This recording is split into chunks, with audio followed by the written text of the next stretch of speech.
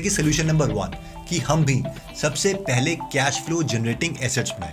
अगर हम अपने लिए एक रूल बना देते हैं कि कोई भी लायबिलिटी लेने से पहले हम एक कैश फ्लो जनरेटिंग एसेट बनाएंगे तो हम कभी नेगेटिव कंपाउंडिंग में नहीं फंस सकते।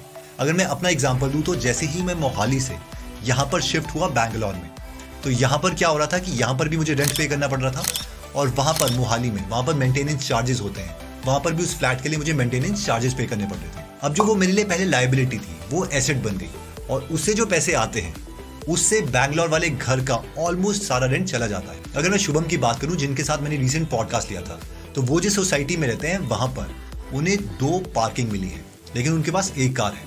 तो एक पार्किंग में वो अपनी कार खड़ी करते हैं और दूसरी पार्किंग को भी उन्होंने रेंट में दिया हुआ है, यानी उनके लिए वो पार्किंग भी एक एसेट बन गई। वैसे ही उनका बरेली में घर है, ऑब्वियसली उसे उन्होंने रेंट पे चढ़ाया है, लेकिन रिसेंटली उन्होंने नोटिस किया कि जो उनके टेनेंट्स हैं उनका हर महीने 25,000 का बिल आ रहा है। तो उन्होंने सोचा कि क्या वो इनकम खुद को दे सकते हैं, तो उन्होंने क्या किया कि ऊपर सोलर पैनल्स लगाए और 2.5-3 लाख रुपए खर्च कर दिए।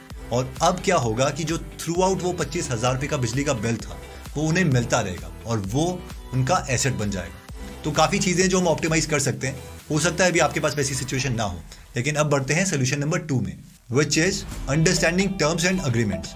एक रिसर्च के अकॉर्डिंग 90% से भी ज़्यादा कंज्यूमर्स टर्म्स एंड कंडीशंस को पढ़े बिना ही उसे एक्सेप्ट कर लेते हैं। फिर बाद में वही होता है जो हम सब जानते हैं, हिडन चार्जेस का माया जाल। नहीं पढ़े थे क्या? Third is choose fixed interest loan.